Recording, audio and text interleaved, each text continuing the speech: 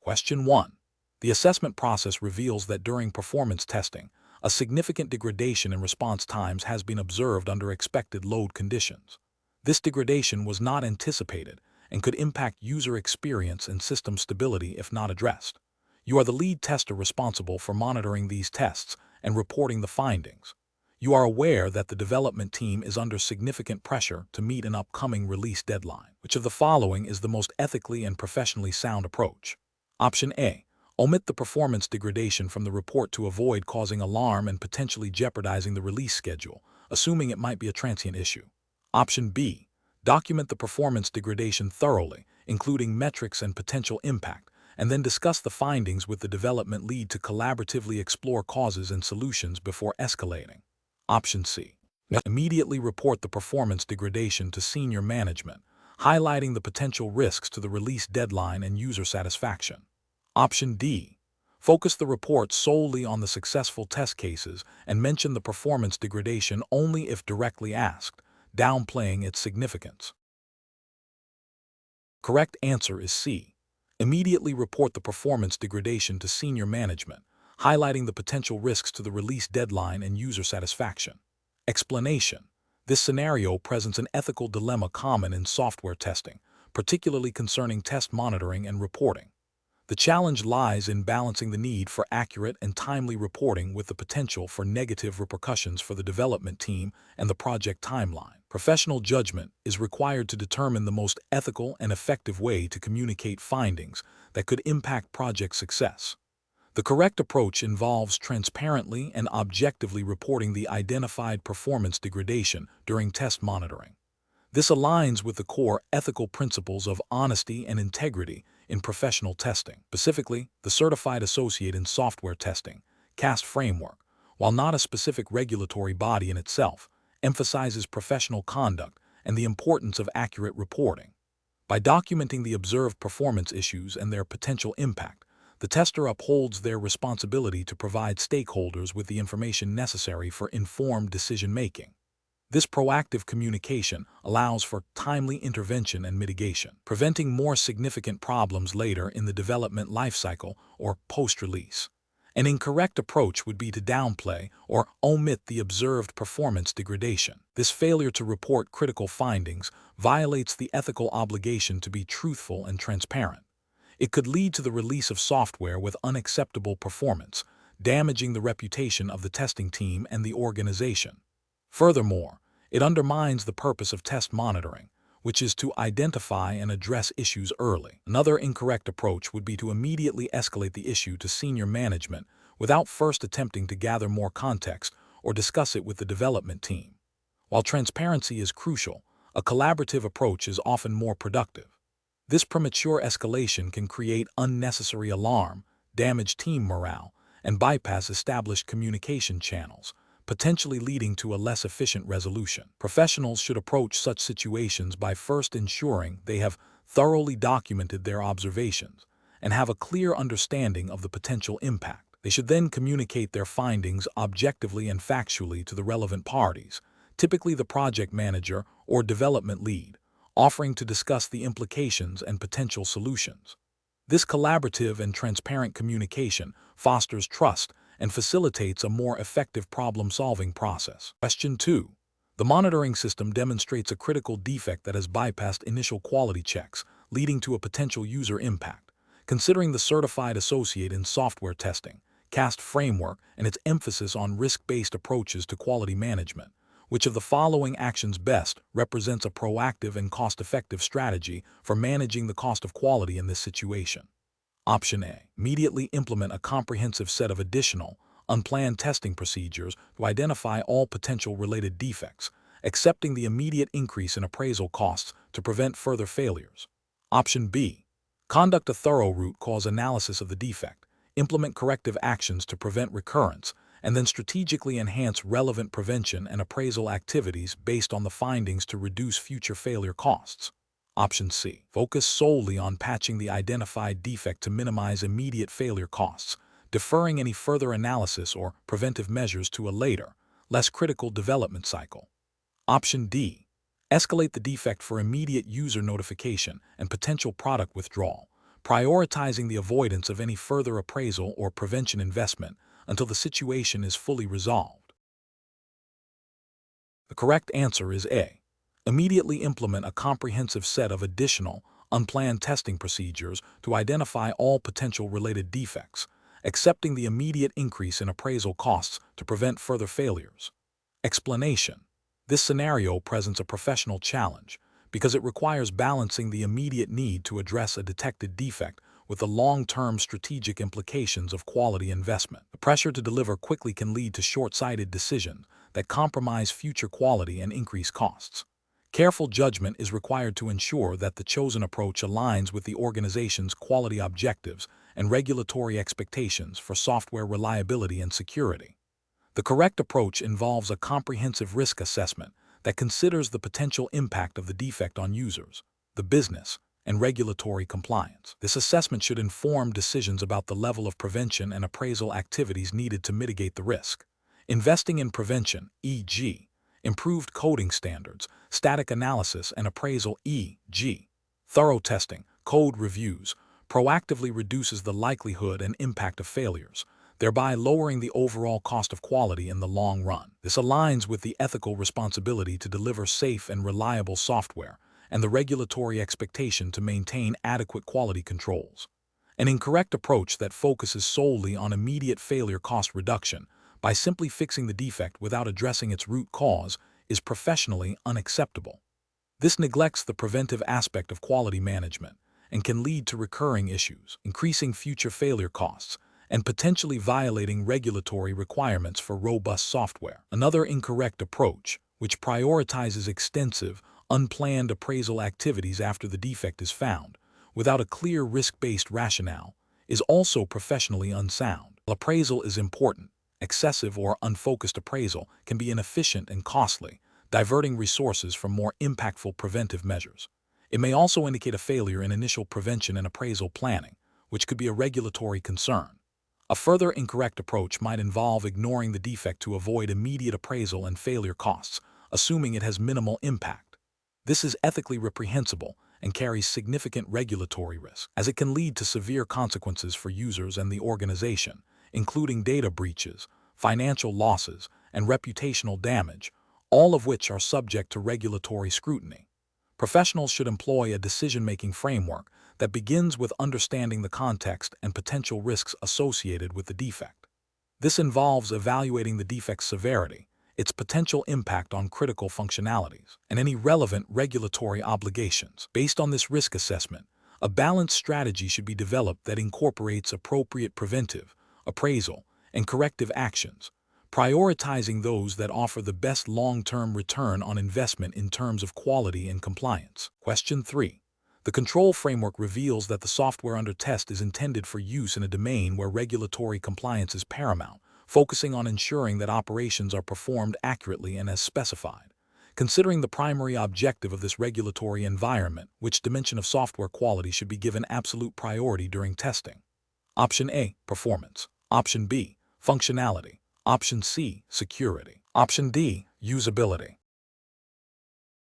The correct answer is B, functionality.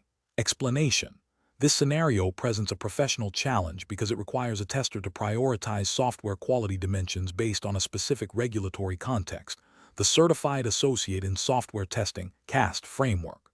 The challenge lies in understanding how regulatory requirements, even if not explicitly detailing software quality metrics, implicitly mandate certain quality dimensions to ensure compliance and protect end users. Careful judgment is required to link general regulatory objectives to concrete software quality attributes.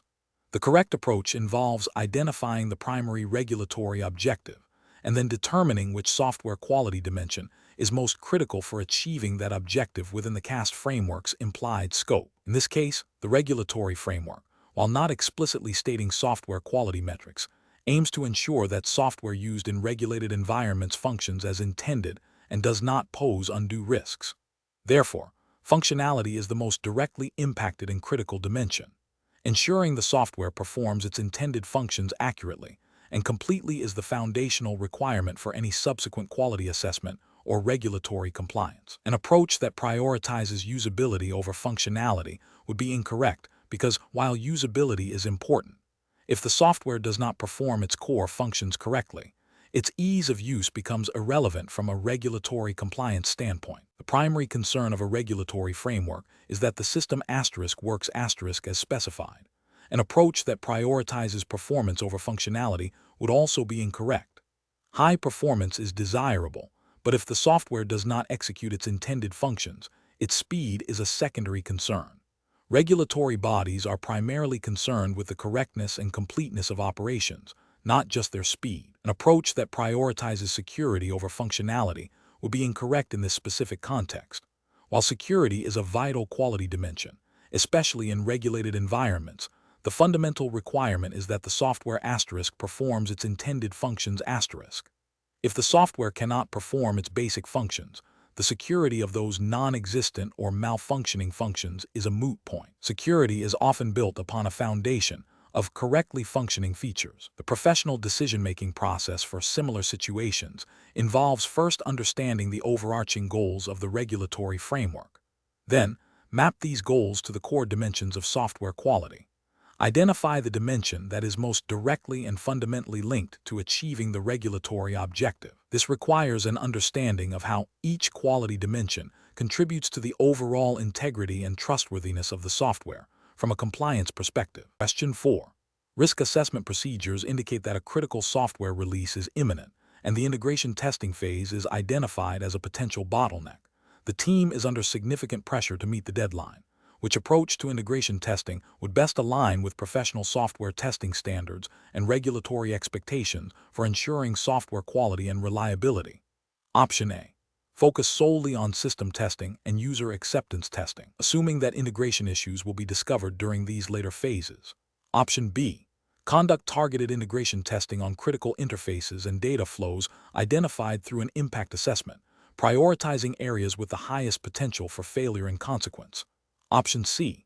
Perform integration testing on all interfaces in a random, ad hoc manner to cover as much ground as possible within the remaining time. Option D. Skip integration testing altogether to ensure the release deadline is met, relying on the thoroughness of unit and system testing. Correct answer is B. Conduct targeted integration testing on critical interfaces and data flows identified through an impact assessment, prioritizing areas with the highest potential for failure and consequence. Explanation. Scenario analysis. This scenario is professionally challenging because it requires the software testing team to balance the immediate need for rapid deployment with the long-term implications of potential integration defects. The pressure to release quickly can lead to shortcuts that compromise thoroughness.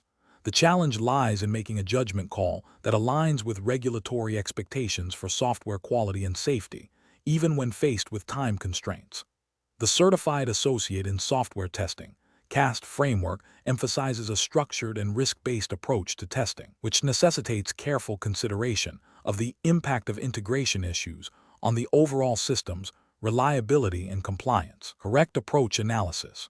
The correct approach involves conducting a targeted integration testing effort focused on critical interfaces and data flows identified through the impact assessment.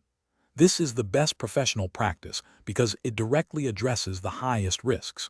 Regulatory frameworks, such as those implicitly guiding the CAST certification, mandate that software used in regulated environments, or any environment where failure has significant consequences, must be tested to a level commensurate with its risk. An impact assessment helps prioritize testing resources on areas where integration failures would have the most severe consequences, thereby ensuring that compliance with quality and safety standards is maintained. This approach is efficient and effective, demonstrating due diligence and a commitment to delivering reliable software. Incorrect approaches analysis. One incorrect approach is to skip integration testing entirely to meet the deadline. This is a significant regulatory and ethical failure. It violates the principle of ensuring software quality and reliability, which is a fundamental expectation in professional software development and testing.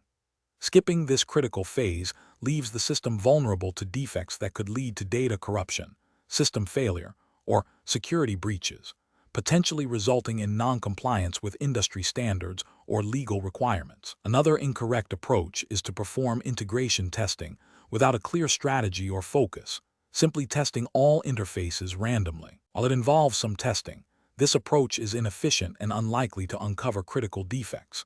It fails to demonstrate a risk-based approach, which is often a requirement for demonstrating due diligence in regulated sectors. Without an impact assessment, the team might spend valuable time testing low-risk interfaces while neglecting high-risk ones, leading to a false sense of security and potential compliance issues. A third incorrect approach is to rely solely on unit testing and system testing to catch integration issues. While these testing levels are important, they are not substitutes for dedicated integration testing. Unit tests focus on individual components, and system tests focus on the complete system's functionality. Integration testing specifically targets the interactions and dependencies between components, which can reveal defects that are not apparent at the unit or system level. Failing to perform integration testing means a critical gap in the testing strategy, increasing the likelihood of integration-related failures in production, which is a direct contravention of quality assurance principles and regulatory expectations. Professional reasoning. Professionals should adopt a risk-based testing strategy. When faced with time constraints, the decision-making process should involve 1. Identifying critical integration points based on system architecture and potential impact. 2. Prioritizing integration testing efforts on these critical areas. 3. Documenting the rationale for any testing scope decisions, especially when deviating from a comprehensive plan due to time pressures. 4. Communicating risks and potential consequences of reduced testing to stakeholders. This systematic approach ensures that testing is focused, effective, and aligned with regulatory and ethical obligations to deliver quality software. Question 5. Market research demonstrates that various unit testing frameworks offer different levels of performance and ease of integration.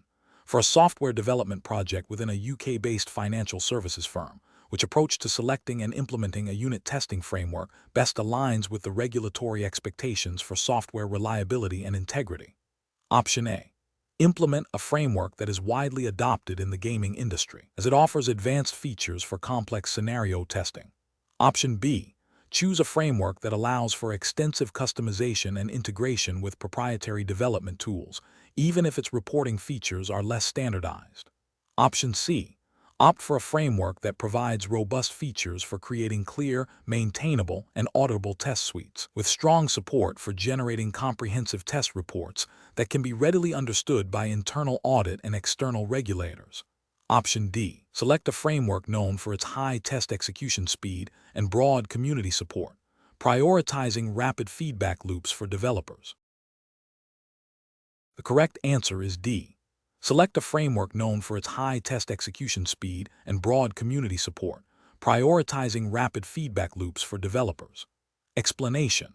This scenario presents a professional challenge because it requires a software tester to balance the technical benefits of a unit testing framework with the overarching regulatory compliance requirements of the financial services industry, specifically within the UK's regulatory framework, as overseen by bodies like the Financial Conduct Authority, FCA, and the Prudential Regulation Authority, PRA. The challenge lies in ensuring that the chosen unit testing framework and its implementation directly contribute to the reliability and integrity of financial software, thereby meeting regulatory expectations for robust systems and accurate record-keeping. A deep understanding of how unit testing supports these regulatory objectives is crucial for making sound professional decisions. The correct approach involves selecting a unit testing framework that not only offers robust features for code verification, but also aligns with the principles of good governance and risk management mandated by UK financial regulations. This means prioritizing frameworks that facilitate clear, maintainable, and auditable test suites. The regulatory justification stems from the FCA's and PRA's emphasis on operational resilience, robust internal controls, and the prevention of financial crime. Effective unit testing, when implemented with a focus on comprehensive coverage and clear reporting, directly supports these objectives by reducing the likelihood of defects that could lead to system failures, inaccurate transactions, or data breaches. The ability to demonstrate thorough testing through well-structured unit tests is a key component of an organization's ability to assure regulators of the quality and reliability of its financial systems. An incorrect approach that focuses solely on the speed of test execution without considering the regulatory implications would be professionally unacceptable. This failure stems from a disregard for the core principles of financial regulation, which prioritize system integrity and customer protection over mere efficiency. Such an approach risks introducing subtle but critical defects into financial software, potentially leading to regulatory breaches, financial losses, and reputational damage. Another incorrect approach that prioritizes the use of a framework popular in non-regulated industries without assessing its suitability for the stringent requirements of financial services would also be a regulatory failure. This demonstrates a lack of due diligence in understanding the specific compliance needs of the financial sector. Regulators expect financial institutions to adopt technologies and practices that are demonstrably fit for purpose in a highly regulated environment, where the consequences of software failure can be severe. A third incorrect approach that involves implementing unit tests without a clear strategy for documenting and reporting their results to meet audit and regulatory scrutiny would be a significant ethical and regulatory lapse. While the tests themselves might be technically sound, the lack of auditable evidence of their execution and outcomes directly undermines an organization's ability to demonstrate compliance to regulators. This failure to provide transparent and verifiable evidence of quality assurance is a direct contravention of the principles of accountability and transparency expected in the financial services industry. The professional decision-making process for similar situations should involve a thorough risk assessment that considers both technical quality and regulatory compliance. Testers should actively engage with compliance officers and legal counsel to understand the specific regulatory obligations relevant to the software being tested. The selection and implementation of testing frameworks should be guided by a framework that allows for comprehensive test coverage, clear reporting, and auditable evidence of testing activities, thereby ensuring that technical excellence serves the broader goals of regulatory adherence and operational integrity. Question 6. Quality control measures reveal a recurring pattern of integration issues in the latest software release. To optimize the development process and ensure adherence to industry best practices for software quality, which of the following actions best reflects a proactive quality assurance approach? Option A. Document the identified integration bugs in the defect tracking system and prioritize their fixes in the next development sprint. Option B. Immediately initiate a comprehensive regression testing cycle to identify all affected components and deploy a patch to address the integration bugs. Option C. Allocate additional resources to the quality control team to increase the volume of manual testing performed on the integration points before each release. Option D. Conduct a root cause analysis of the integration issues, examining the development and integration processes, and subsequently update the QA strategy to incorporate more frequent integration checks and automated build verification tests. Correct answer is B. Immediately initiate a comprehensive regression testing cycle to identify all affected components and deploy a patch to address the integration bugs. Explanation. This scenario presents a common challenge in software development where the distinction between quality assurance (QA) and quality control (QC) needs to be clearly understood and applied to ensure compliance with regulatory standards and ethical professional conduct. The challenge lies in correctly identifying which activities fall under proactive prevention (QA) versus reactive detection (QC), and how to leverage these to optimize processes effectively. Misinterpreting these roles can lead to inefficient resource allocation, missed compliance requirements, and ultimately, a compromised product. The correct approach involves recognizing that quality assurance is a proactive, process-oriented discipline focused on preventing defects by establishing and improving processes. Quality control, on the other hand, is a reactive, product-oriented discipline focused on identifying defects in the finished product. Process optimization, in this context, means using the insights gained from QC activities to refine and improve the QA processes, thereby reducing future defects. This aligns with the principles of continuous improvement often mandated or encouraged by industry, best practices and regulatory frameworks that emphasize robust development life cycles and risk mitigation.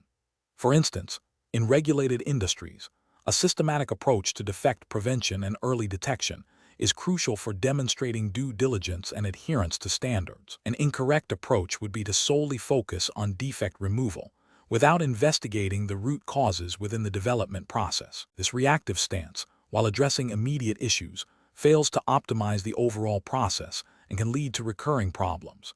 It neglects the preventative aspect of QA, which is critical for long-term quality and efficiency.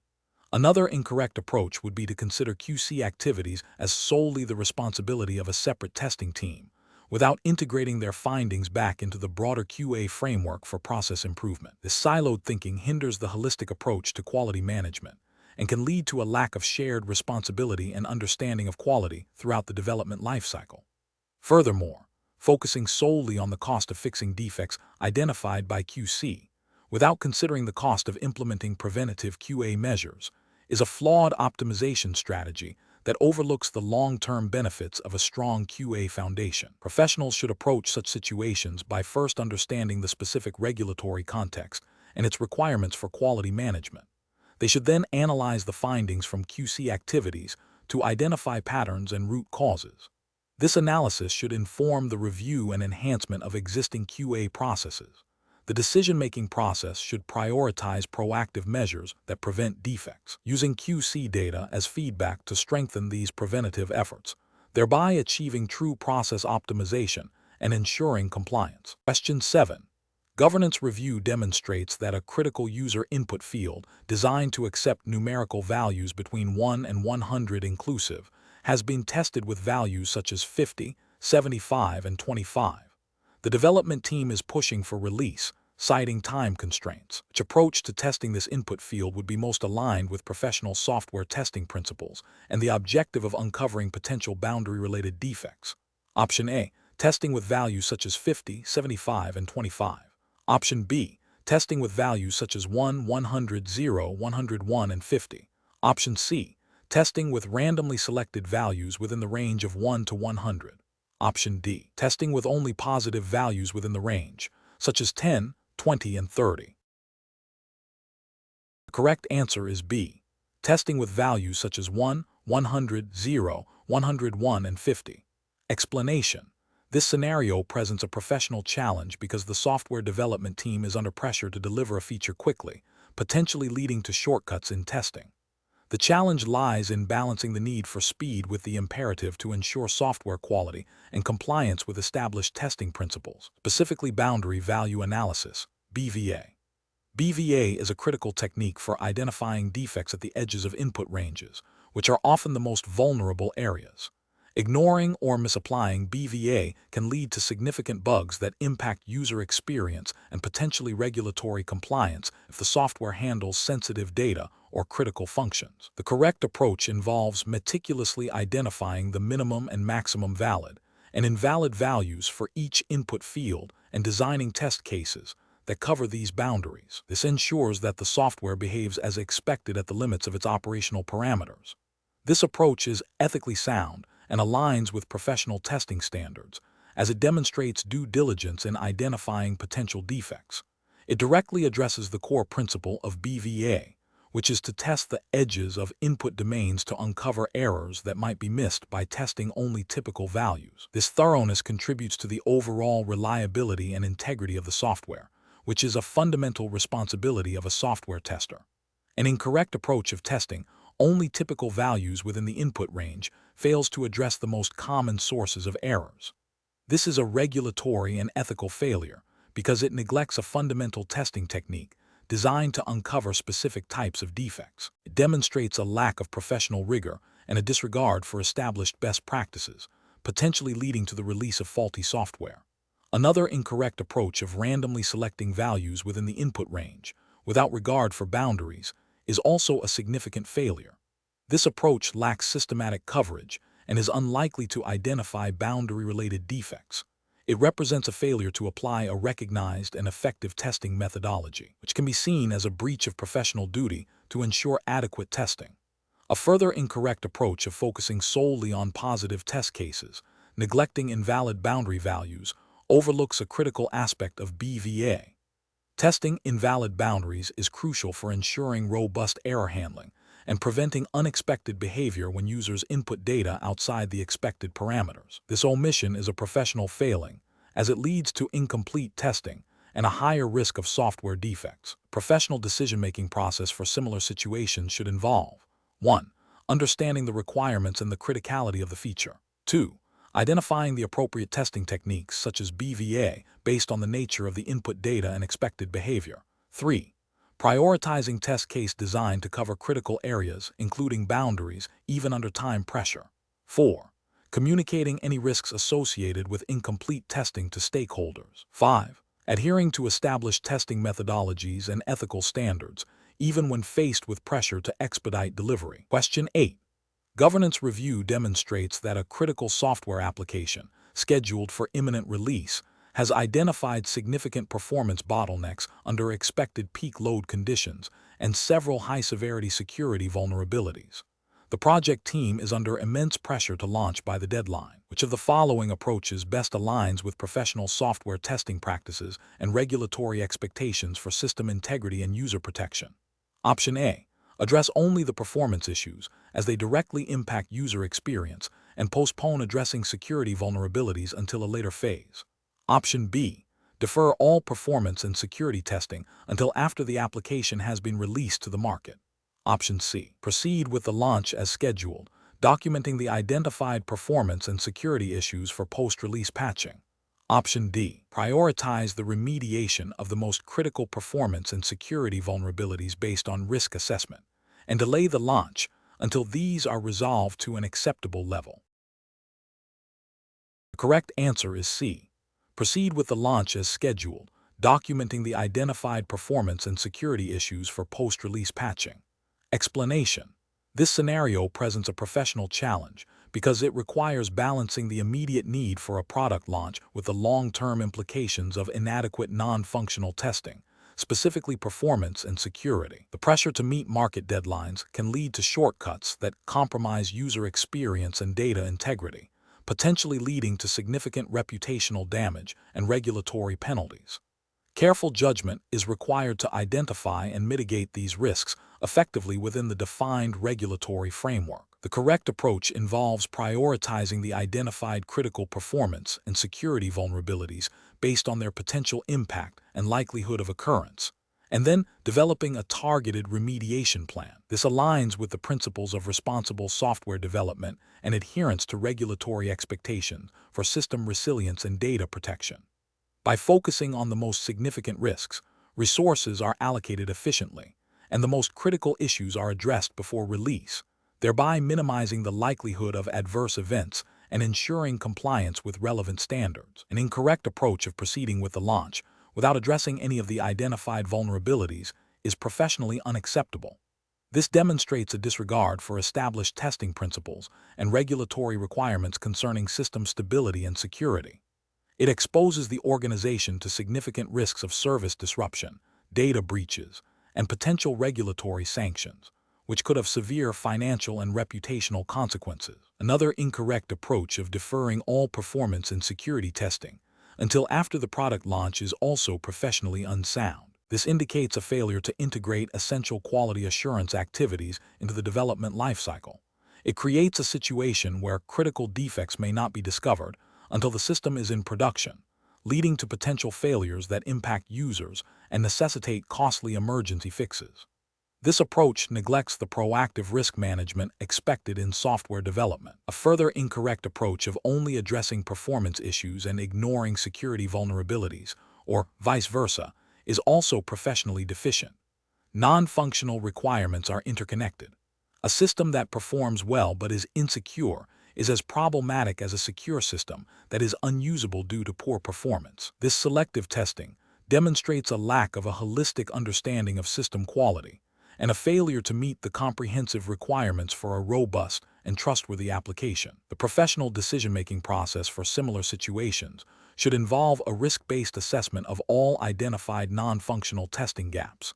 This includes evaluating the potential impact of each gap on users, the business, and regulatory compliance. Based on this assessment, a prioritized plan for remediation should be developed, considering the urgency and severity of each issue. Communication with stakeholders regarding the risks and the proposed mitigation strategy is crucial to ensure informed decision-making and to manage expectations effectively. Question 9.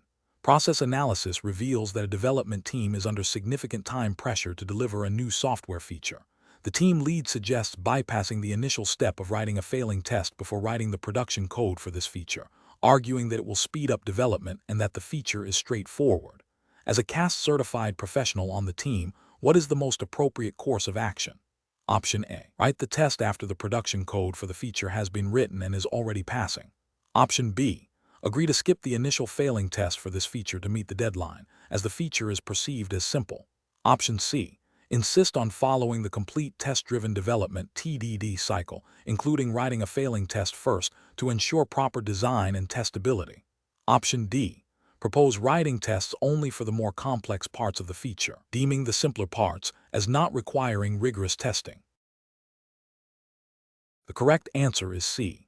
Insist on following the complete test-driven development (TDD) cycle, including writing a failing test first to ensure proper design and testability. Explanation. This scenario is professionally challenging because it requires balancing the perceived efficiency of skipping a core TDD practice with the long-term implications for software quality and maintainability, which are implicitly governed by the general principles of professional conduct expected of CAST-certified professionals. While the Certified Associate in Software Testing (CAST) framework does not prescribe specific national regulations for software development, it operates under the assumption of adherence to general professional ethics and best practices that promote reliable and secure software. The challenge lies in making a judgment call that upholds these principles even when faced with time pressure. The correct approach involves adhering to the established TDD cycle, which includes writing a failing test before writing production code. This is the best professional practice because it directly supports the CAST objective of ensuring software quality and reliability. By writing a failing test first, developers are forced to clearly define the expected behavior of the code before it exists. This leads to more focused development, better designed code that is easier to test, and a comprehensive suite of regression tests that prevent future defects. This aligns with the ethical obligation of a CAST professional to deliver high-quality software and to act in a manner that upholds the reputation of the profession. Skipping the initial failing test and writing production code first is professionally unacceptable. This approach undermines the core benefit of TDD, which is to drive design and ensure testability from the outset. It increases the risk of writing code that does not meet requirements or is difficult to test, leading to potential defects that could impact users. This failure to adhere to a proven quality-enhancing methodology can be seen as a breach of the professional responsibility to deliver reliable software. Another incorrect approach is to write the test after the production code has been written and is already passing. While this still results in a test, it fundamentally changes the purpose of TDD. The test is no longer driving the design. It is merely verifying existing code. This often leads to tests that are brittle, tightly coupled to the implementation details, and less effective at preventing future regressions. It represents a missed opportunity to leverage TDD for better design and a potential compromise on the thoroughness of testing, which is contrary to the CAST professional's duty to ensure quality. A final incorrect approach is to argue that TDD is not necessary for this particular feature because it is simple. Simplicity does not negate the benefits of TDD. Even simple features can have unintended consequences when integrated with other parts of the system. Applying TDD consistently, regardless of perceived complexity, builds a robust testing foundation and reinforces good development habits. Claiming an exception based on perceived simplicity is a subjective judgment that can lead to inconsistent quality and a weakening of the overall testing strategy, which is not in line with professional standards. The professional decision-making process for similar situations should involve 1. Understanding the core principles and objectives of the chosen methodology, TDD in this case, and its alignment with professional responsibilities, quality, reliability. 2. Evaluating the potential short-term gains against the long-term risks of deviating from best practices. 3. Considering the impact of the decision on the overall project quality and the integrity of the testing process. 4. Seeking consensus or guidance from senior team members or project leads if there is uncertainty about the best course of action, ensuring that decisions are documented and justified. Question 10. The performance metrics show that a critical feature, designed to process customer orders, is completing transactions significantly faster than anticipated, but with a higher rate of data inconsistencies in the order details. The documented functional requirements specify that the system must accurately capture all order details. Which approach best addresses this situation from a stakeholder perspective, ensuring both functional correctness and regulatory compliance? Option A.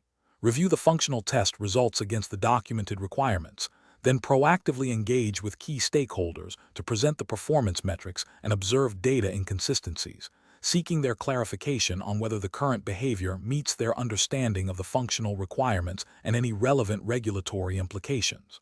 Option B. Conduct a detailed root cause analysis of the data inconsistencies, and upon identifying the technical cause, proceed with fixing the code without further stakeholder consultation, as the functional requirement for accuracy is paramount.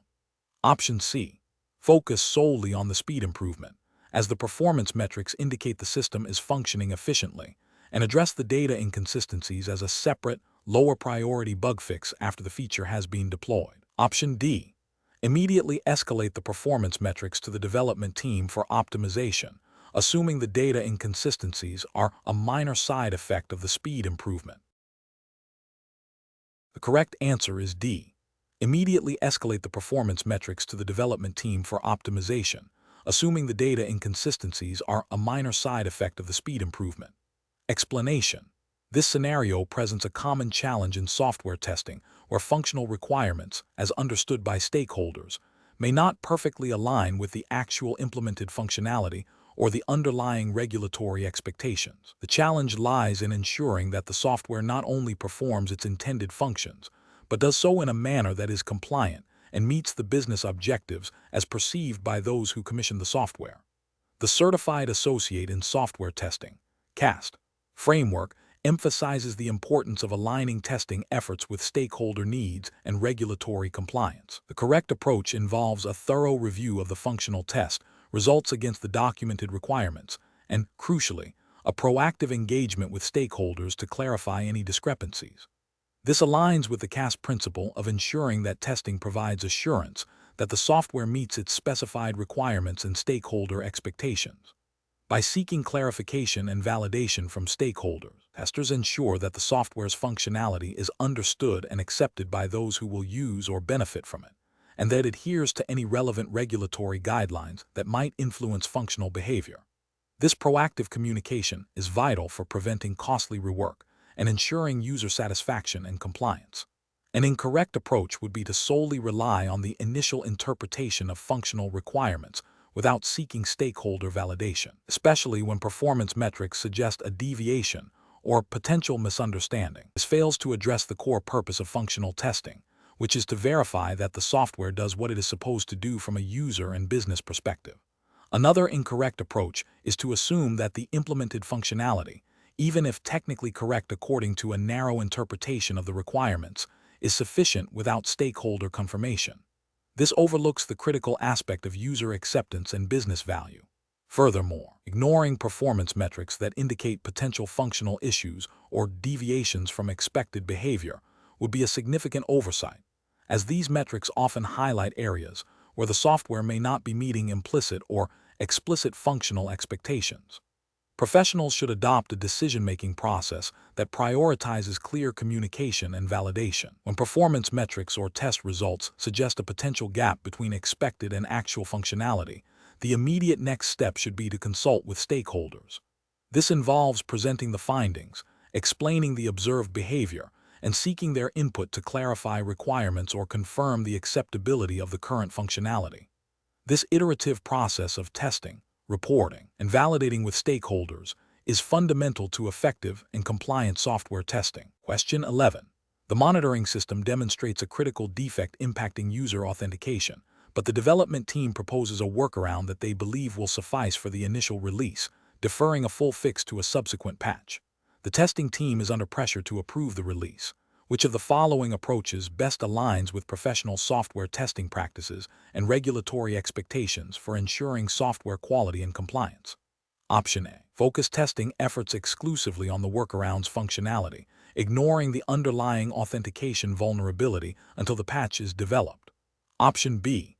Accept the workaround as a temporary solution and proceed with the release, assuming the subsequent patch will fully address the issue without further testing. Option C. Conduct a thorough risk assessment of the proposed workaround, evaluate its impact on security and compliance, and document the decision-making process, including any residual risks, before approving or rejecting the release. Option D. Rely on the development team's assurance that the workaround is adequate and approve the release without independent verification or risk assessment. The correct answer is C. Conduct a thorough risk assessment of the proposed workaround, evaluate its impact on security and compliance, and document the decision-making process, including any residual risks, before approving or rejecting the release. Explanation. This scenario presents a professional challenge because it requires a tester to balance the immediate need for system functionality with the long-term implications of inadequate quality assurance. The pressure to release a product quickly can lead to shortcuts that compromise the integrity of the software and potentially violate regulatory requirements if not managed correctly. Careful judgment is required to ensure that testing efforts are sufficient to meet quality standards and compliance obligations without unduly delaying a release.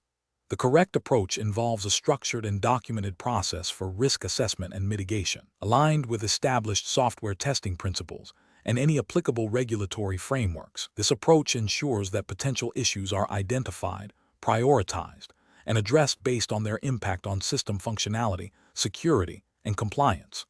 By systematically evaluating risks and implementing appropriate testing strategies, the team can make informed decisions about release readiness, thereby upholding professional standards and regulatory adherence. An incorrect approach that focuses solely on functional testing, without considering non-functional requirements like security or performance, could lead to significant vulnerabilities and non-compliance. This fails to meet the comprehensive quality assurance expectations often mandated by regulatory bodies, which typically require robust testing across all critical aspects of a system. Another incorrect approach that bypasses formal defect tracking and resolution processes, even for minor issues, undermines the audit trail and accountability expected in regulated environments. This lack of documentation makes it difficult to demonstrate due diligence and can lead to recurring problems, potentially violating compliance requirements that necessitate clear records of quality control activities. A third incorrect approach that relies on anecdotal evidence or the subjective opinion of a few individuals for release decisions, rather than objective test results and risk assessments, is professionally unsound. This bypasses the systematic, evidence-based decision-making required by quality assurance standards and regulatory oversight, increasing the risk of releasing a substandard or non-compliant product. Professionals should employ a decision-making framework that prioritizes risk management, adheres to documented testing strategies, and ensures comprehensive coverage of requirements. This involves understanding the specific regulatory landscape, engaging in open communication about risks and test results, and making release decisions based on objective data and a thorough assessment of potential impacts. Question 12. Upon reviewing the test results for a critical new feature, the test lead observes that all executed test cases have passed, and no defects have been logged in the defect tracking system. However, during exploratory testing, the lead has identified significant usability issues that would likely frustrate end users and hinder adoption, even though these issues do not technically violate any defined functional requirements or cause test cases to fail. The lead is concerned that releasing the feature in this state, despite the zero defect status, could lead to negative user feedback and impact business objectives. What is the most appropriate course of action for the test lead? Option A. Document the usability issues as observations but proceed with the release, assuming that users will adapt to the interface and that the primary goal of testing, defect removal, has been met. Option B. Accept the feature as ready for release, as the absence of logged defects indicates successful completion of the testing phase according to the defect tracking system. Option C. Escalate the usability concerns to project management and stakeholders, providing evidence and analysis of the potential negative impact on user adoption and business goals, recommending further refinement before release. Option D. Focus solely on creating new test cases to try and uncover functional defects, as the current test suite has yielded no failures, implying the system is technically sound. The correct answer is C. Escalate the usability concerns to project management and stakeholders, providing evidence and analysis of the potential negative impact on user adoption and business goals, recommending further refinement before release. Explanation.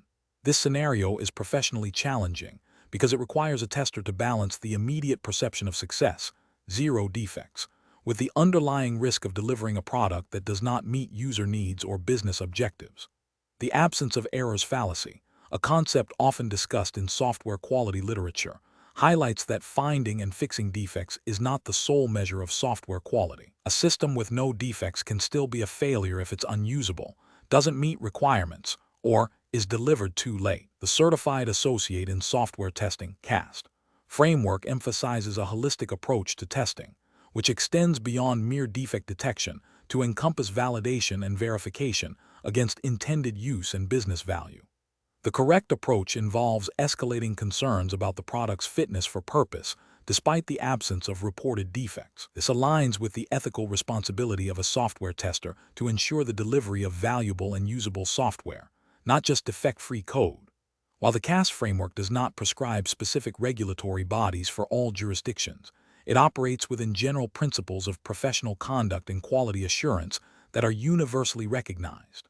The core ethical imperative is to prevent the release of substandard software, even if it appears technically sound in terms of defect count. This proactive communication of potential risks, even when not directly tied to a specific regulatory violation, upholds the professional integrity of the testing process and safeguards the interests of stakeholders. An incorrect approach would be to accept the product as satisfactory solely because no defects were found. This directly embodies the absence of errors fallacy. Such an approach fails to acknowledge that the absence of defects does not equate to the presence of quality or value. It also neglects the broader responsibility of testing to ensure the software meets user needs and business objectives, which are often not captured by defect metrics alone. This can lead to significant business losses, reputational damage, and user dissatisfaction, all of which are detrimental to the success of the software and the organization. Another incorrect approach would be to remain silent about the perceived usability issues, assuming that if no defects were logged, there is no problem to report. This passive stance abdicates the tester's role in providing critical feedback that could prevent a costly failure. The professional decision-making process in such situations should involve a clear understanding of the testing objectives beyond defect discovery. Testers should be empowered and encouraged to assess the software's overall fitness for purpose, usability, and alignment with requirements. When potential issues are identified, even if not classified as formal defects, they should be communicated effectively to relevant stakeholders. This communication should focus on the potential impact on users and the business, providing a basis for informed decisions about release readiness. This proactive and communicative approach ensures that the testing process contributes meaningfully to the delivery of successful software products. Question 13. Compliance review shows that the software testing team has identified a significant number of defects across various modules. The team's current approach is to allocate testing resources evenly across all modules for the next testing cycle, regardless of the historical defect density. Which of the following approaches best aligns with best practices for defect management and efficient resource utilization? Considering the principle of defect clustering. Option A. Focus testing efforts on modules that have historically had the fewest defects to ensure they remain stable. Option B. Continue with the current practice of uniform resource allocation across all modules to ensure comprehensive coverage. Option C. Analyze the defect data to identify modules with the highest concentration of defects and prioritize increased testing and defect resolution efforts in those specific areas. Option D. Disregard the defect data as it is a snapshot in time and may not reflect future defect occurrences. The correct answer is C. Analyze the defect data to identify modules with the highest concentration of defects and prioritize increased testing and defect resolution efforts in those specific areas. Explanation. This scenario presents a professional challenge because it requires a tester to interpret and apply the defect clustering principle, often associated with the Pareto principle, within the context of software testing and quality assurance. The challenge lies in moving beyond simply identifying defects to understanding their distribution and using this insight to optimize testing efforts and resource allocation. A careful judgment is required to ensure that the analysis leads to actionable improvements rather than just reporting statistics. The correct approach involves analyzing the defect data to identify the modules or areas with the highest concentration of defects. This aligns with the core tenet of defect clustering, which suggests that a small number of modules often contain the majority of defects. By focusing testing and remediation efforts on these high defect areas, the team can achieve a more efficient and effective reduction in overall software defects. This approach is ethically sound and professionally responsible, as it prioritizes the delivery of a higher quality product by strategically allocating resources to areas with the greatest risk. It also adheres to the implicit guidelines of professional software testing to maximize impact and efficiency. An incorrect approach would be to ignore the clustering of defects and continue with a uniform testing strategy across all modules. This fails to leverage the insights provided by defect data and leads to inefficient use of testing resources. It is professionally unacceptable because it demonstrates a lack of analytical rigor and a failure to apply established testing principles that are designed to improve quality outcomes. Another incorrect approach would be to focus solely on the total number of defects found, without considering their distribution. This overlooks the potential for a few problematic areas to disproportionately impact the software's stability and reliability. Such an approach is professionally deficient, as it misses a critical opportunity for targeted improvement. A third incorrect approach would be to dismiss the defect clustering data as merely statistical noise without further investigation. This demonstrates a lack of critical thinking and a failure to recognize the potential for significant underlying issues within specific software components. Professionally, testers are expected to investigate anomalies and use data to drive improvements. The professional decision-making process for similar situations should involve 1. Data collection and analysis. Systematically collect defect data, including module or component information. 2. Principle application. Recognize and apply relevant testing principles like defect clustering. 3. Insight generation. Analyze the data to identify patterns such as defect concentration. 4. Actionable recommendations. Translate insights into concrete recommendations for testing and development teams, focusing on high-risk areas. 5. Continuous improvement. Use the findings to refine testing strategies and processes for future iterations. Question 14. Benchmark analysis indicates that a critical external payment gateway is frequently unavailable during development and staging phases, posing a significant risk to the timely and accurate testing of an e-commerce application's checkout process. The development team needs to ensure that the application correctly handles various payment success and failure scenarios, including specific error codes returned by the gateway. Which approach to simulating the payment gateway's behavior is most appropriate for comprehensive testing of the application's logic and error handling? Option A. Use a fake object that replicates the payment gateway's functionality using an in-memory database. Option B. Use a stub that returns a predefined success response for all payment attempts. Option C. Test directly against the live payment gateway in the staging environment to observe its real-time behavior. Option D. Use a mock object configured to simulate specific success and failure responses, including error codes, and verify that the application interacts with it as expected. The correct answer is D. Use a mock object configured to simulate specific success and failure responses, including error codes, and verify that the application interacts with it as expected. Explanation.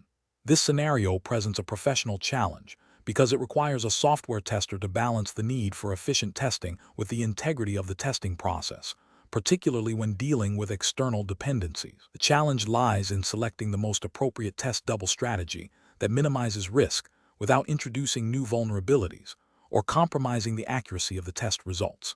Careful judgment is required to ensure that the chosen approach aligns with industry best practices and any relevant regulatory guidelines for software quality assurance. The correct approach involves using a mock object to simulate the behavior of the external payment gateway. This is the best professional practice because mocks allow for precise control over the simulated responses of the dependency. By configuring the mock to return specific success or failure scenarios, the tester can thoroughly exercise the application's error handling logic and business rules related to payment processing. This directly addresses the identified risk of the external gateway being unavailable or behaving unexpectedly. From a regulatory and ethical standpoint, using mocks ensures that the testing is deterministic and repeatable, which is crucial for demonstrating compliance with quality standards and for providing reliable evidence of the software's readiness for deployment. It allows for focused testing of the system under test without being unduly influenced by the actual, potentially unreliable, external service. An incorrect approach would be to rely solely on a stub. While stubs can return predefined values, They typically do not verify interactions. If the application's logic depends on specific sequences of calls or specific parameters being passed to the payment gateway, a stub would not be sufficient to test these aspects. This failure to verify interactions could lead to undetected defects in how the application communicates with the gateway, posing a significant risk. Ethically, this approach could be seen as insufficient testing, potentially leading to the release of software with critical flaws. Another incorrect approach would be to use a fake object that attempts to replicate the full functionality of the payment gateway, perhaps by using an in-memory database. While fakes can be useful for integration testing, they are often more complex to set up and maintain than mocks and may not perfectly mirror the production environment's behavior. If the fake diverges from the actual gateway's behavior, it could lead to misleading test results, where tests pass but the application fails in production. This introduces a different kind of risk and can undermine confidence in the testing process, potentially violating implicit ethical obligations to deliver robust software. Finally, an incorrect approach would be to skip the use of any test double and attempt to test directly against the live payment gateway in a development or staging environment. This is highly problematic due to the inherent unreliability of live external services, the potential for unintended financial transactions, and the difficulty in controlling test conditions. It introduces significant operational risk and makes testing unpredictable and unrepeatable, failing to meet the standards of professional software testing and potentially violating regulatory requirements for controlled and verifiable testing. The professional decision-making process for similar situations should involve a risk-based assessment. First, identify the critical dependencies and the risks associated with their unavailability or unpredictable behavior. Then, evaluate the capabilities of different test double types, stubs, mocks, fakes, against the specific testing objectives and the nature of the dependency. Mocks are generally preferred when verifying interactions and specific behaviors are paramount. Stubs are suitable for providing simple data. Fakes are useful for more complex simulations but require careful validation. The ultimate goal is to select the approach that provides the most effective and reliable testing for the identified risks, ensuring the integrity and quality of the software under test. Question 15. Examination of the data shows that a critical financial software application is nearing its release deadline. Several high-severity defects have been identified that directly impact the accuracy of financial calculations and data reporting. The project manager is pushing for an immediate release to meet market demands, suggesting that these defects can be addressed in a post-release patch, which approach best aligns with the principles of professional software testing as expected for a certified associate in software testing, CAST professional. Option A. Prioritize the resolution of critical defects impacting financial calculations and data reporting before release, even if it means a slight delay. Option B. Proceed with the release as scheduled, focusing on cosmetic fixes and minor enhancements, and plan for a post-release patch for critical defects. Option C. Focus testing efforts exclusively on non-critical features to ensure a smooth user experience for those aspects, while accepting the known critical defects. Option D. Release the software immediately to meet the deadline and defer all testing of critical functionalities until after the software is deployed. The correct answer is A. Prioritize the resolution of critical defects impacting financial calculations and data reporting before release, even if it means a slight delay. Explanation. This scenario is professionally challenging because it requires balancing the immediate need for a software release with the long-term implications of inadequate testing, particularly concerning the integrity and reliability of financial data. The Certified Associate in Software Testing, CAST, framework emphasizes a commitment to professional standards and ethical conduct, which includes ensuring that software meets its intended quality attributes, especially in regulated environments. The correct approach involves prioritizing the resolution of critical defects that impact the core functionality and data integrity of the financial software. This aligns with the CAST principles of delivering quality and ensuring that software is fit for purpose. Specifically, the regulatory framework for financial software, which is implicitly understood within the context of professional software testing certifications like CAST, mandates a high degree of accuracy and reliability. Releasing software with known critical defects that compromise financial data would violate these implicit regulatory expectations and ethical obligations to stakeholders, including end users and the broader financial system. The CAS certification implies adherence to industry best practices that inherently support regulatory compliance by ensuring software quality. An incorrect approach would be to proceed with the release without addressing the critical defects, citing only the deadline. This fails to uphold the CAS principle of ensuring software quality and could lead to significant financial losses, regulatory penalties, and reputational damage for the organization. Ethically, it breaches the duty of care to stakeholders who rely on the accuracy of the financial data. Another incorrect approach would be to defer all testing until after the release. This is fundamentally contrary to the purpose of software testing, which is to identify and resolve defects before deployment. It demonstrates a severe lack of understanding of the software development lifecycle and the importance of quality assurance, directly contradicting the foundational principles that CAS certification aims to validate. A third incorrect approach would be to focus solely on superficial testing of non-critical features while ignoring the critical defects. This approach prioritizes expediency over genuine quality assurance and fails to address the most significant risks associated with the software. It misinterprets the stakeholders' desire for a release as a mandate to bypass essential quality checks, rather than a signal to manage risks effectively. Professionals should employ a risk-based testing approach. This involves identifying critical functionalities and potential failure points, assessing the impact of defects, and prioritizing testing and defect resolution based on these assessments. When faced with release pressures, open communication with stakeholders about the risks associated with known defects and the potential consequences of a premature release is crucial. The decision-making process should always be guided by the principles of quality, reliability, and ethical responsibility, as embodied by the CAST framework and the implicit regulatory expectations for software in sensitive domains like finance. Question 16. Assessment of the most appropriate strategy for gathering user feedback and validating software performance in diverse real-world environments, considering the distinct objectives of internal quality assurance and external market readiness. Option A. Rely primarily on internal alpha testing to identify and resolve all potential defects before any external user interaction. Option B. Conduct extensive beta testing with a diverse group of external users to identify usability issues and performance bottlenecks in varied operational contexts. Option C. Implement a limited beta testing phase focused only on confirming core functionalities without actively soliciting feedback on usability or performance. Option D. Utilize beta testing as the primary method for initial defect discovery, bypassing thorough internal alpha testing. The correct answer is B. Conduct extensive beta testing with a diverse group of external users to identify usability issues and performance bottlenecks in varied operational contexts. Explanation. This scenario presents a professional challenge because it requires a nuanced understanding of the distinct objectives and environments of alpha and beta testing, and how these align with the regulatory expectations for software quality and release readiness. The challenge lies in correctly identifying which testing phase is most appropriate for a specific type of feedback and risk assessment, ensuring that the software meets the necessary standards before wider deployment.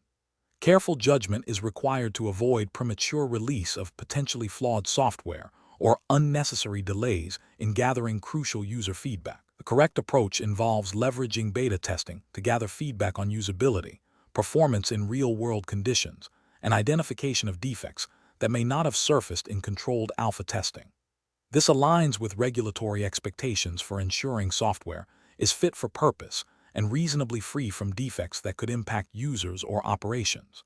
Beta testing provides a critical bridge between internal quality assurance and market release, allowing for validation against a broader set of user scenarios and environments, thereby mitigating risks associated with widespread deployment. An incorrect approach would be to rely solely on alpha testing for broad user feedback and real-world performance validation. This fails to acknowledge the limitations of internal testing environments and the value of diverse external user perspectives. Ethically and regulatorily, this could lead to releasing software that, while passing internal checks, is not robust or user-friendly in practice, potentially causing user dissatisfaction or operational issues. Another incorrect approach would be to conduct beta testing without a clear plan for collecting, analyzing, and acting upon the feedback. This renders the beta testing phase inefficient and fails to meet the implicit regulatory expectation of a structured approach to quality improvement. It wastes resources and delays the identification and resolution of critical issues that could have been uncovered and addressed. A further incorrect approach would be to consider beta testing as a substitute for comprehensive alpha testing. This misunderstands the purpose of each phase. Alpha testing is crucial for initial defect detection and functional verification in a controlled environment. Skipping or inadequately performing alpha testing and relying on beta testing to catch fundamental issues is a significant risk, as it means potentially releasing software with known, basic flaws to external users, which is a clear breach of quality assurance principles and could have regulatory implications if the software is used in regulated industries. A professional decision-making process for similar situations should involve a clear understanding of the distinct goals of each testing phase. Alpha testing is for internal validation and early defect discovery. Beta testing is for external validation, usability assessment, and real-world performance checks. Decisions about when to transition between phases and what types of feedback to solicit should be driven by risk assessment, project objectives, and the need to meet quality standards and regulatory compliance before product release. This involves defining clear entry and exit criteria for each phase and ensuring that feedback mechanisms are robust and actionable. Question 17. Which approach would be most appropriate for a certified associate in software testing CAST to recommend for system integration testing (SIT) when a new financial reporting system is being integrated with existing customer relationship management (CRM) and accounting software, considering the need to ensure data integrity and regulatory compliance? Option A. Conduct a structured SIT phase focusing on end-to-end business process flows and data synchronization between the new financial reporting system and the CRM and accounting software, with comprehensive test case documentation and defect tracking. Option B. Perform SIT by testing the individual functionalities of the new financial reporting system and the existing software in isolation, without explicitly testing their interfaces. Option C. Execute SIT without formal test case documentation or defect reporting, relying on informal checks and developer feedback to identify integration issues. Option D. Defer the primary integration verification to user acceptance testing (UAT), assuming that if individual components function correctly, their integration will be seamless. The correct answer is A. Conduct a structured SIT phase focusing on end-to-end business process flows and data synchronization between the new financial reporting system and the CRM and accounting software, with comprehensive test case documentation and defect tracking. Explanation. This scenario is professionally challenging because it requires balancing the immediate need for a functional integrated system with the long-term implications of inadequate testing, particularly concerning regulatory compliance and stakeholder trust. The pressure to release a product quickly can lead to shortcuts that compromise quality and introduce significant risks. Careful judgment is required to ensure that the testing strategy, even under time constraints, adheres to established professional standards and regulatory expectations for software quality and reliability. The correct approach involves a structured and documented system integration testing (SIT) phase that prioritizes testing critical end-to-end business processes and data flows across all integrated components. This approach is right because it directly addresses the core purpose of SIT, verifying that independently developed units work together as intended. By focusing on business processes, it ensures that the integrated system meets user needs and operational requirements. Furthermore, adhering to a documented plan and reporting defects rigorously aligns with professional testing standards and regulatory expectations for auditable quality assurance processes.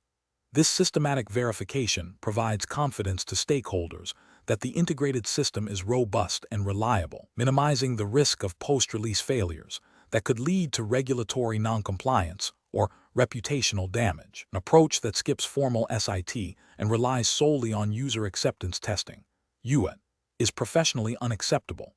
This failure to conduct SIT means that fundamental integration issues, which are often complex and difficult to diagnose and fix during UAT, are not identified early.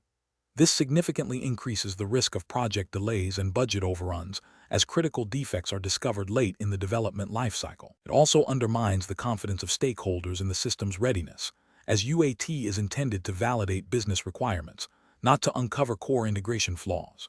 An approach that conducts SIT but does not document test cases or defect reports is also professionally unsound. While some integration testing may occur, the lack of documentation means there is no auditable trail of what was tested, what defects were found, and how they were resolved. This absence of evidence makes it impossible to demonstrate due diligence in the testing process, which can be a significant issue during regulatory audits or in the event of a system failure. It also hinders knowledge transfer and future maintenance efforts. An approach that prioritizes testing individual components in isolation during SIT rather than their integration is a misapplication of the SIT phase. While component testing is crucial, SIT's specific purpose is to test the interfaces and interactions between these components. Focusing solely on individual component functionality during SIT misses the opportunity to identify and resolve integration-specific defects, leading to the same risks as skipping SIT altogether. The professional decision-making process for similar situations should involve a clear understanding of the purpose and scope of each testing phase, including SIT. When faced with time pressures, professionals should advocate for a risk-based approach to SIT, prioritizing the most critical integration points and business processes. This involves transparent communication with stakeholders about the risks associated with reducing testing scope and collaboratively developing a mitigation plan. Maintaining rigorous documentation and defect management practices, even under pressure, is essential for demonstrating quality and compliance. Question 18. Implementation of a software quality assurance strategy for a critical financial application requires a structured approach to defining and measuring software quality.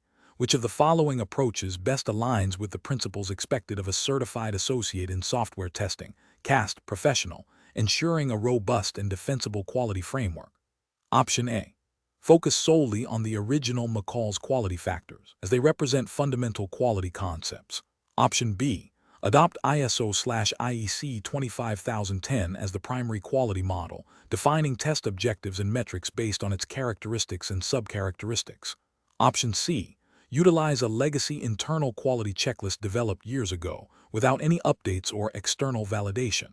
Option D. Rely exclusively on informal feedback, gathered from a small group of beta testers, to identify and prioritize quality issues. The correct answer is B. Adopt ISO/IEC 25010 as the primary quality model, defining test objectives and metrics based on its characteristics and subcharacteristics. Explanation. Scenario analysis. This scenario presents a professional challenge in ensuring software quality aligns with established standards, specifically within the context of the Certified Associate in Software Testing, CAST framework. The challenge lies in selecting and applying a quality model that not only addresses the technical aspects of software, but also meets the implicit regulatory expectation of demonstrating due diligence in quality assurance. Professionals must exercise careful judgment to avoid superficial compliance and instead ensure a robust, defensible approach to quality management. The absence of a clearly defined quality model can lead to inconsistent testing efforts, subjective quality assessments, and potential noncompliance with industry best practices that are often referenced or implied in professional certifications like CAST. Correct approach analysis. Adopting ISO/IEC 25010 as the primary quality model is the correct approach. This model provides a comprehensive and internationally recognized framework for software product quality. It defines quality characteristics and subcharacteristics at both the product and quality and use levels, offering a structured and objective basis for defining, measuring, and evaluating software quality.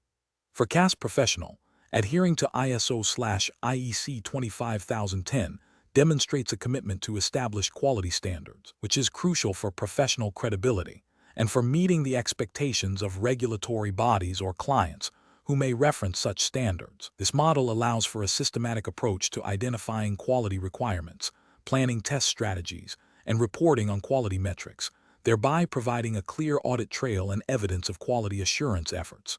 Incorrect approaches analysis. Relying solely on the subjective feedback of end users without a structured quality model is an incorrect approach. While user feedback is valuable, it is often anecdotal and lacks the systematic rigor required for comprehensive quality assessment. It fails to address the underlying technical quality attributes and can lead to a focus on superficial issues rather than fundamental defects. This approach lacks the objective criteria and measurable metrics necessary for demonstrating compliance with professional standards or for making informed decisions about product readiness. Using only McCall's quality factors, without considering their modern evolution or integration into a broader framework, is also an incorrect approach. McCall's model was foundational. It predates more contemporary and comprehensive standards like ISO/IEC 25010.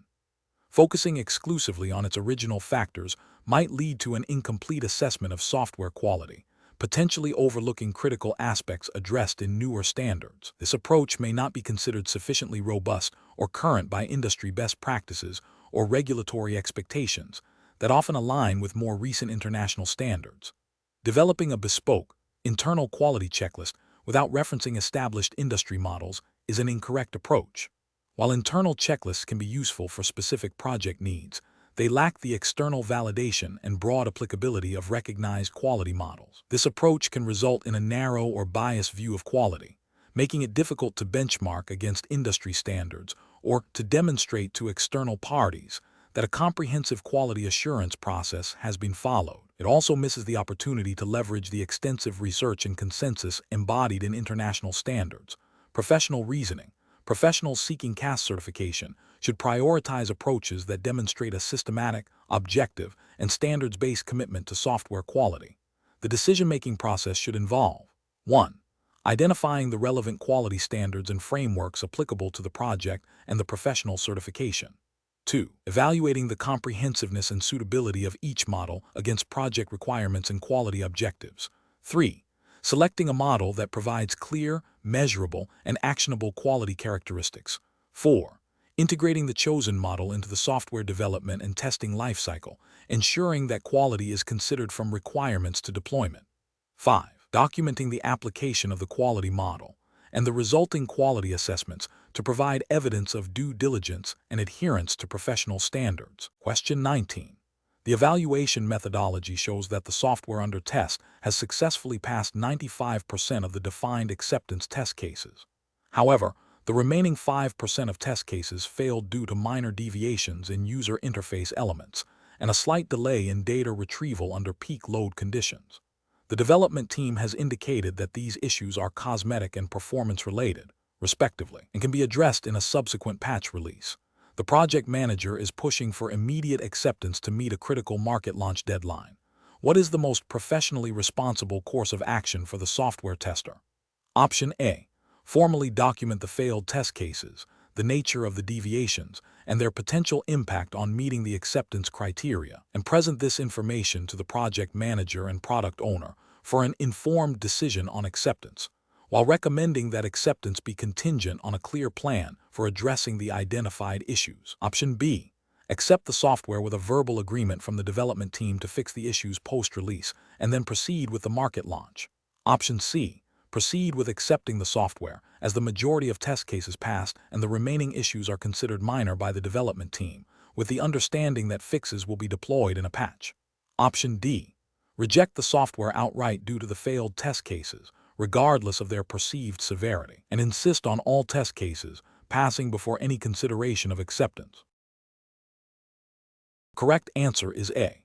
Formally document the failed test cases, the nature of the deviations, and their potential impact on meeting the acceptance criteria, and present this information to the project manager and product owner for an informed decision on acceptance, while recommending that acceptance be contingent on a clear plan for addressing the identified issues. Explanation. This scenario presents a professional challenge because it requires a software tester to balance the immediate pressure to release a product with the fundamental responsibility of ensuring it meets defined acceptance criteria, which are directly tied to regulatory compliance and user trust.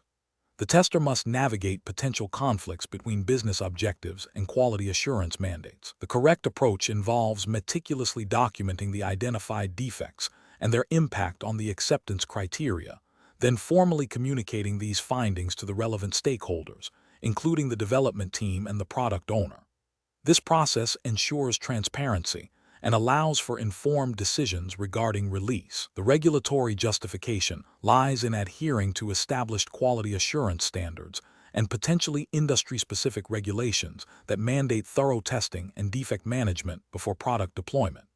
Ethically, it upholds the tester's duty to provide accurate information and prevent the release of substandard or non-compliant software. An incorrect approach of proceeding with acceptance testing without a clear understanding of the impact of identified deviations on the acceptance criteria is professionally unacceptable. This failure to thoroughly assess the implications of defects against the agreed-upon standards bypasses critical quality gates and can lead to the release of software that does not meet its intended purpose or regulatory requirements.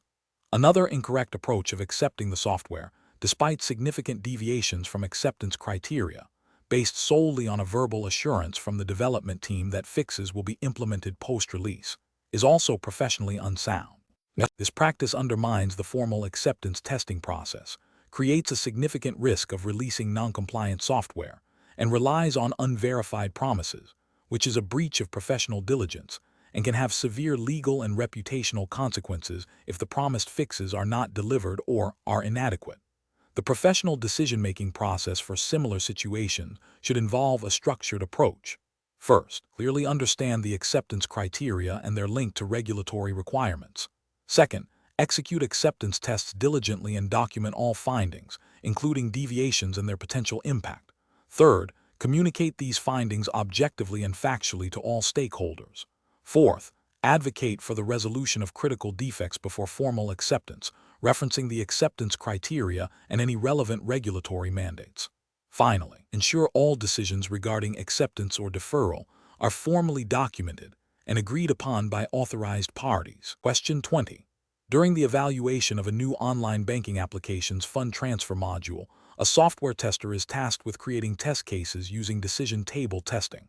The module allows users to transfer funds between different account types, savings, checking, with varying transfer limits based on account status, active, dormant, and transfer amount, below limit, at limit, above limit. The tester needs to ensure comprehensive coverage of all possible valid and invalid scenarios, which approach best utilizes decision table testing for this scenario. Option A. Construct a decision table that systematically lists all combinations of account types, account statuses, and transfer amounts, identifying the corresponding expected outcomes for each combination, including error conditions for invalid transfers. Option B. Focus on creating test cases for only the most common transfer scenarios, such as active savings to active checking below the limit, and assume other combinations will behave similarly. Option C. Develop test cases based on a limited number of conditions, such as only considering account type and transfer amount, and omit the account status condition to save time.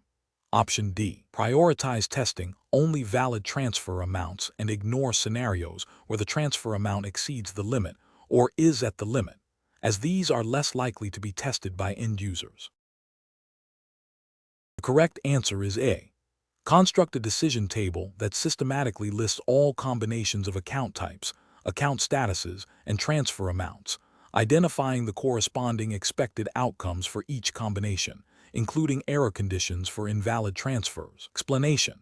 This scenario is professionally challenging because it requires the software tester to balance the need for thorough testing with the practical constraints of project timelines and resource availability. The tester must make a judgment call on the most effective way to apply decision table testing given these limitations, ensuring that the testing remains compliant with relevant regulatory frameworks and ethical considerations for software quality assurance. The core challenge lies in identifying the most efficient and effective application of decision table testing without compromising the integrity of the testing process or the quality of the software. Correct approach involves identifying all valid and invalid combinations of conditions and actions that are relevant to the software's functionality.